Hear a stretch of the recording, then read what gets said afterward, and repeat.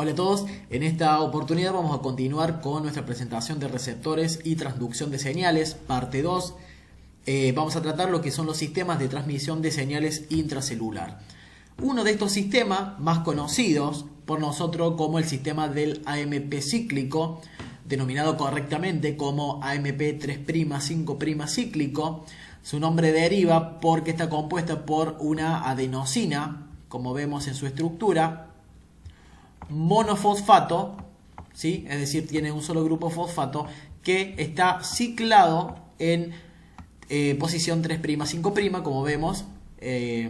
La ciclación se da en el carbono 3' y 5' de la ribosa. Este sistema del AMP cíclico utiliza, como cualquier otra hormona o mediador químico, de receptores integrales de membrana. Estos receptores con los cuales va a interaccionar mi hormona o mi mediador químico puede ser tanto un receptor estimulador o un receptor inhibidor que va a estar acoplado, como vemos, a proteína G. Como vimos en el video anterior, para que repasen lo que es el mecanismo de la proteína G, ya sea que sea un receptor acoplado a proteína G de forma inhibidora o estimuladora. Como vimos, la proteína G es un heterotrímero compuesta por 3 subunidades diferentes, de allí su nombre, alfa, beta y gamma, que cuando es estimulado el receptor, ya sea estimulador o inhibidor, se va a desprender la porción alfa, dándonos una subunidad alfa inhibidora de mi proteína G o una subunidad alfa estimuladora si digamos, mi receptor va a estimular una acción determinada en la célula blanco. Estas subunidades alfa, estimuladoras o inhibidoras, van a interaccionar con otra proteína integral de membrana denominada como adenilato ciclasa. El nombre de esta enzima integral de membrana viene precisamente porque se encarga de ciclar mi AMP. Como vemos acá en la estructura, es una enzima que se encarga de realizar esta ciclación. En la cara citosólica, ¿sí?, del lado interior de la célula, vemos que esta enzima lo que hace es tomar ATP y transformarlo en AMP cíclico, es decir, hidrolizarlo y ciclarlo en posición 3'5'. El aumento de los niveles de AMP cíclico en el interior de la célula va a determinar toda una serie de acciones. Puntualmente, la primera de ellas es la activación de una proteína quinasa A que está en forma inactiva, que cuando toma contacto con el AMP cíclico pasa a su estado activo, y esta proteína quinasa, que de allí viene su nombre, se va a encargar de fosforilar otra serie de proteínas citosólicas con una determinada función celular, ¿sí? Entonces esta proteína quinasa va a tomar diversas proteínas, enzimas intracelulares y la va a fosforilar para activarlas o inactivarlas. Este incremento del AMP cíclico es regulado por la célula por una fosfodiesterasa que se encarga de romper la ciclación y finalmente darme 5' AMP cíclico, que me inactiva o me corta, digamos, toda esta señal intracelular. Esta proteína quinasa A, que es dependiente de los niveles de AMP cíclico, es un tetrámero. Como vemos, esta es mi estructura de la proteína quinasa A. Es un tetrámero compuesta por 2 subunidades que son reguladoras y 2 subunidades que son catalíticas, y son las que van a realizar la función de fosforilar otras enzimas citoplasmáticas. Cuando los niveles de AMP cíclico incrementan en la célula, el AMP cíclico se une a las subunidades reguladoras de mi proteína quinasa A, lo cual produce la separación de estas subunidades reguladoras y dejando libre las subunidades catalíticas que, libres en el citosol, se encargarán de fosforilar diversas proteínas activándolas. Algunos ejemplos de hormonas que utilizan este mecanismo: tenemos la adrenalina o la epinefrina, el glucagón, hormonas hipofisarias como la adenocorticotrofina, como la hormona luteinizante, la estimuladora de tiroides, la paratohormona y la hormona antidiurética o vasopresina. Otro de los sistemas también conocido es el sistema del fosfatidilinositol bifosfato, abreviado de esta forma. Puntualmente lo que utiliza es fosfatidilinositol, que es un fosfolípido normal, propio de las membranas celulares, simplemente que se encuentra en menor cantidad, pero el fosfatidilinositol es un fosfolípido presente normalmente en las membranas celulares, que por acción del ATP o mediando con ATP se fosforila y me da el fosfatidilinositol bifosfato, como lo tengo presente aquí. Cuando se produce la unión de la hormona con el receptor, dando el complejo hormona-receptor, vemos nuevamente la actividad de la proteína G, que se separa, por un lado el dímero beta-gamma y por otro la subunidad alfa, que es la subunidad, digamos, activa de la proteína G, que va a interaccionar con una proteína periférica que se encuentra en la cara citosólica de la membrana plasmática, que es una fosfolipasa C. ¿Por qué se denomina así? Precisamente porque es una fosfolipasa, es decir, va a romper fosfolípidos. En este caso, la fosfolipasa C, activada por la proteína G, lo que va a hacer es hidrolizar, romper el fosfatidilinositol bifosfato presente en la membrana. Esta es la estructura del fosfatidilinositol bifosfato. Como vemos, este es el inositol, que tiene dos grupos fosfato. Lo que hace esta fosfolipasa C es hidrolizar, es romper este fosfatidilinositol, dándome por un lado inositol trifosfato. Como vemos, se separa esta porción, quedándome el inositol con tres grupos fosfato. Acá tengo 1, 2 y 3. Entonces se me separa el inositol trifosfato, quedándome por otro lado el diacilglicerol, que es esta porción restante del fosfolípido.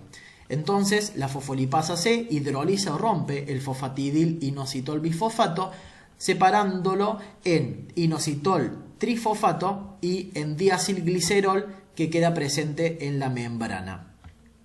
El diacilglicerol también va a funcionar como un segundo mensajero que va a activar a una fosfoquinasa C, que muchas veces algunas de estas fosfoquinasas necesitan de calcio para su actividad.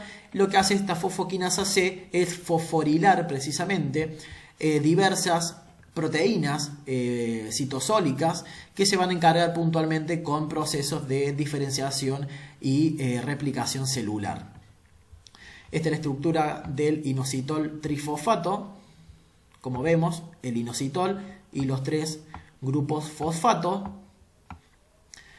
Este inositol trifosfato, ya presente en el citosol celular, va a interaccionar con receptores, con canales de calcio presente en las cisternas del retículo endoplásmico o endoplasmático, que se encarga de almacenar calcio. Los aumentos del inositol trifosfato lo que provoca es la apertura de canales de calcio, provocando la liberación de calcio al citosol celular. Esto va a ocasionar diversas acciones, como la secreción o la fusión de vesículas con una secreción propia de la célula, o la contracción del músculo liso.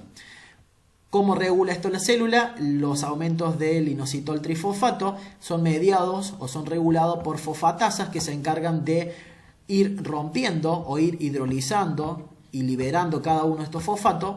Por lo tanto, me transforman el inositol trifosfato en inositol bifosfato y finalmente en inositol monofosfato, lo cual me termina dando inositol. Otro sistema de señalización intracelular es el sistema RAS y quinasas MAP. Es un sistema bastante complejo, puntualmente participa en procesos de diferenciación y multiplicación celular.